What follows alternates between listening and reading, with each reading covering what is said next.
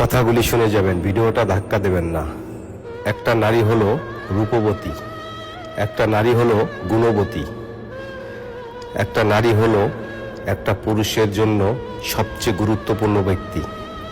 কারণ একটা পুরুষের এমনই একজন গুরুত্বপূর্ণ জিনিস একটা নারী, যাকে ছাড়া এই পৃথিবীর বুকে পুরুষ মানুষ অচল। প্রত্যেকটা পুরুষের জীবনেই একটা নারীর প্রয়োজন আছে, তবুও নারীরা কাঁদে। কেন কাঁদে জানেন?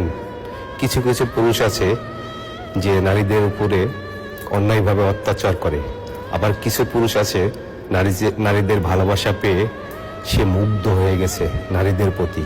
কারণ নারী ছাড়া কোনো পুরুষ কখনোই চলতে পারে না।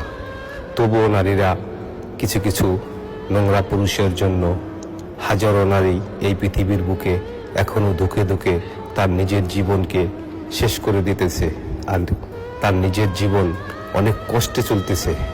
আসলে নারীদের দুঃখ একমাত্র আল্লাহ ছাড়া পৃথিবীর কেউ বোঝে না। নারী মানুষ সবসময় অসহায় থাকে, তবুও নারীরা পুরুষদেরকে সুখ দিয়ে যায় তার নিজের জীবনের বিনিময় হলো, এর নাম হলো নারী। পৃথিবীর কোনো পুরুষ এই জিনিসগুলি কখনোই বুঝতে চেষ্টা করে না।